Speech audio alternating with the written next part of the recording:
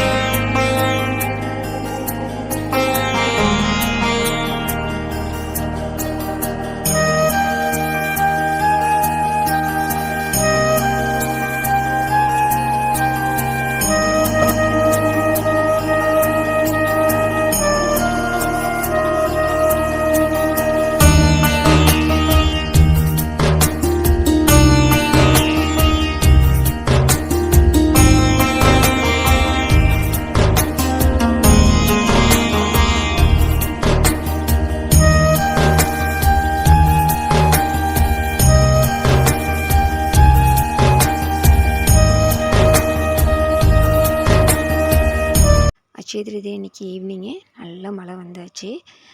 அந்த டைமில் வந்து பார்த்திங்கன்னா 2 குருவிகள் வந்து மரத்தில் உட்காந்து மழையில் நனைஞ்சிக்கிட்டே வந்து நல்ல ஒரு ரொமான்ஸ் பண்ணுறாங்க பாருங்கள். அதை பார்த்த உடனே அவ்வளோ சந்தோஷமாக இருந்துச்சு. வாயில்லா ஜீவன்கள்கிட்டையும் வந்து ஒரு அன்பு அப்படிங்கிறது எந்த அளவுக்கு இருக்குது பார்த்தீங்களா? அதை பார்த்து ரசிச்சுக்கிட்டே வந்து ஒரு டீ குடிச்சிட்டு ஒரு ஸ்நாக்ஸ் சாப்பிட்டுட்டு நெக்ஸ்ட் வந்து மழை விட்டதுக்கப்புறம் எங்கே போகிறோம் அப்படிங்கிறத பார்க்கலாம் வாங்க. மழை விட்டதும் ஒரு 2, 3 நாள் ஒர்க்கு பெண்டிங்கில் இருந்துச்சு. இப்போ மழை ஸ்டார்ட் ஆகிடுச்சு. அதனால் வந்து அந்த ஒர்க்கை முடிச்சிடலாம். தேங்காய் நாட்டுறது தான் பெண்டிங்கில் இருந்துச்சு. அந்த ஒர்க்கை பார்க்க வந்திருக்கோம். அதுக்கு முன்னாடி இந்த மில்லை நான் உங்களுக்கு சுற்றி காமிக்கிறேன். எதுக்காக சுற்றி காமிக்கிறேன் அப்படின்னு பார்த்தீங்கன்னா, இது வரைக்கும் நான் பார்த்த மில் எல்லாமே வந்து பார்த்திங்கன்னா ஒரு 2 மிஷினை வச்சு தான் ஓட்டுவாங்க. ஒரு சைடு வந்து மிளகா மில்லியாக இருப்பாங்க, ஒரு சைடு கோதுமை, அரிசி இந்த மாதிரியா இருப்பாங்க. பட் இந்த மில்லில் வந்து பார்த்திங்கன்னா ஒவ்வொன்றுக்கும் தனித்தனி மிஷின் வச்சுருந்தாங்க. மல்லிக்கு, மிளகாவுக்கு மஞ்சத்தூள், சீகக்காய், நலுங்கு மாவு, அப்புறம் மிளகு ஜீரகம், மல்லி தனியாக அரைக்கிறது, சத்து மாவு அரைக்கிறது, கேழ்வரகு அரைக்கிறதுக்கு, அப்புறம் வந்து இடியாப்பத்துக்கு இருக்கக்கூடிய அந்த ஈர அரிசியை அரைக்கிறதுக்கு, அப்புறம் வந்து முறுக்கு மாவுக்கு தனியாக, உளுந்து உடைக்க தனியாக, இந்த மாதிரி நெல் உடைக்க தனியான்னு சொல்லிட்டு ஒவ்வொன்றுக்கும் தனித்தனி மிஷின் வச்சுருந்தாங்க. எனக்கு ரொம்பவே டிஃப்ரெண்ட்டாக இருந்துச்சு. சரி அதை அவங்க கூட ஷேர் பண்ணிக்க போகிறேன்.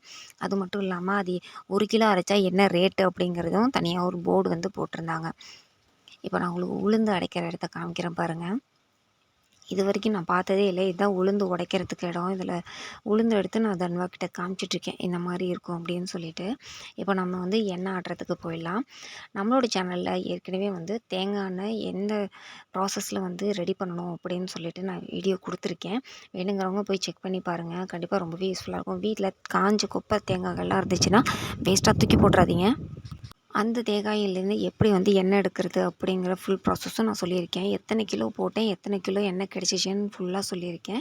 கண்டிப்பாக வீடியோ போய் பாருங்கள். நாங்கள் எண்ணெய் ஆட்டி முடிச்சுட்டு வந்து நாங்கள் வீட்டுக்கு போயிடும். இவ்வளோ தான் எங்களுக்கு அட்சய திருதி அன்னைக்கு நடந்தது. இங்கே பாருங்கள், சுத்தமான தேங்காய் எண்ணெய் ரெடி ஆகிடுச்சு. கண்டிப்பாக இந்த வீடியோ உங்களுக்கு பிடிச்சிருக்குன்னு நினைக்கிறேன். பிடிச்சிருந்தால் லைக் பண்ணுங்கள், ஷேர் பண்ணுங்கள், மறக்காமல் சப்ஸ்கிரைப் பண்ணி சப்போர்ட் பண்ணுங்கள் ஃப்ரெண்ட்ஸ். தேங்க்யூ.